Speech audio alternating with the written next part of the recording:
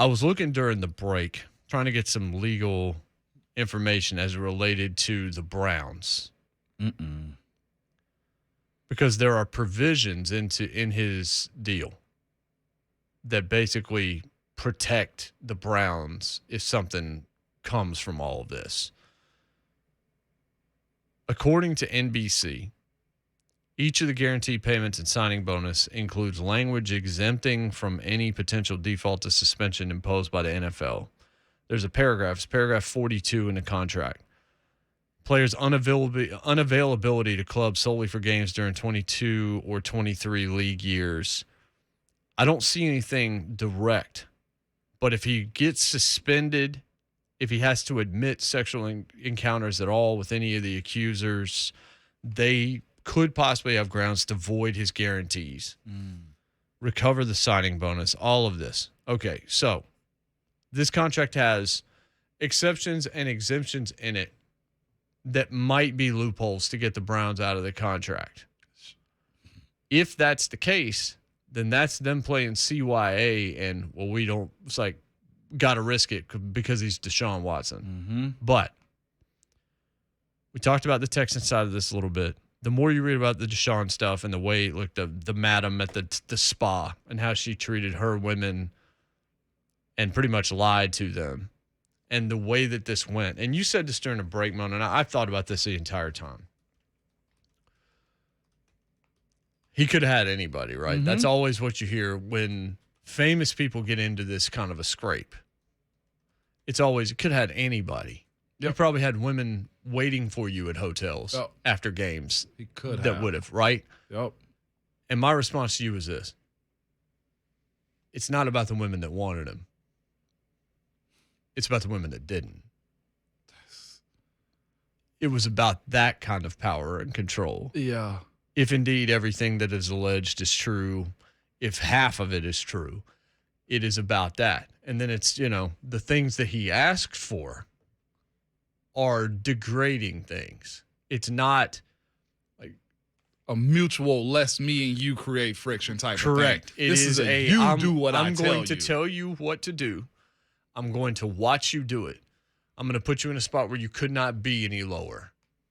That's wild. And I'm going to sit there and I'm going to watch this. And that's going to be the power. Like Deshaun, young, handsome guy with a lot of money, with a lot of power in the city. He could do whatever. Heck, we see old wrinkled dudes be with a younger girl. It's like, how the hell did you get her? Well, money. Look at the bank account. Money and power. You know what I'm saying? And Deshaun, you're opposite of that type of stuff. And I'm just like, what would entice you to prey on this? Well, but you're trying to rationalize predatory behavior, man. And you can't. And this is you can't because it's predatory behavior. It can't be rationalized. I agree. Because none of it makes sense because we can't even get into the full of it, right? Of it. Yeah. I think, is it fair, Shafe? Sociopath? I don't know. I mean, this is what I'll say when it comes to all of this. First of all, for the legal aspect of it, we don't know what is true, what isn't, in terms of the allegations, in terms of the reporting and what have you. I do not say that to defend him. I'm just saying that at the end of the day, we don't know. But what we do know is by the sheer volume of the allegations, the consistency of the allegations, is that it does reasonably predict or create a pattern of what could easily be interpreted as predatory behavior. And actually looking at the definitions, because this word always reminds me of violence. But sociopath, little regard for another person's emotions, rights, or experiences. Psychopaths tend to be more manipulative, are more charming, lead a semblance of a normal life, and minimize risk in criminal activities. Wow. That's him. If, again, nothing's been proven here, but I don't know that I've ever seen more smoke. The other part to this is that what is criminal and what is not, and that's beyond our definition on this show and our knowledge and our expertise. Look, we tell Yes. fart jokes half the time. Let's Right. be honest about this. But there is so much circumstantial evidence that's involved in this. Overwhelming. So overwhelming that, and we'll get to this throughout the hour, is that if you're the league, your only choice really is you have to suspend indefinitely. Yes. Yeah. Because if you're from the outside and you're a fan looking at this situation going, how come Martavius Bryant gets pinched on dope and gets suspended for a year? Well, wait. Let's go to on. Calvin Ridley. Well, exactly. Calvin Ridley Yeah, right. gambled. Yeah, fair enough. Yeah. And the thing is that the reason why those are happening is because those are established things within the NFLPA. Those are things that are defined to where this is just immoral behavior is the better way to put it.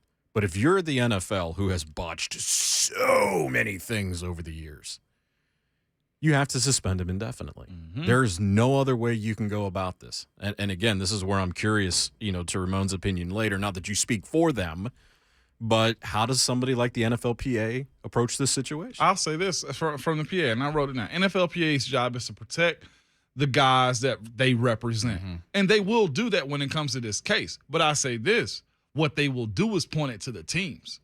Because the biggest thing that's going to have to be defended is the amount of money that Deshaun is owed from Cleveland. That's going to be what you should have did your due diligence. They're going to be fighting for his paycheck. It's going to come down to them saying, hey, we got to defend him because he's representing. This is an indication of something that's happening on the field. You have to pay him for this. They did their due diligence. They owed him this contract, so he should get paid some of this money. That's the defense. I don't think they're going to defend him as far as guilt and his innocence of what he actually did. I think this is the case, Ramon. They're going to tell Jimmy Haslam, you may end up paying a $240 million dumb tax. Yeah, that's what they're going to do. Yeah, the dumb tax is real, folks. Florio at Pro Football Talk writes this about the Brown side of this. If this person whose name previously wasn't known to Watson's legal team now files a criminal complaint, the allegations could be submitted to another grand jury. Yeah. And the graphic details contained in that 24th complaint, if repeated to a grand jury and accepted, could result in an indictment.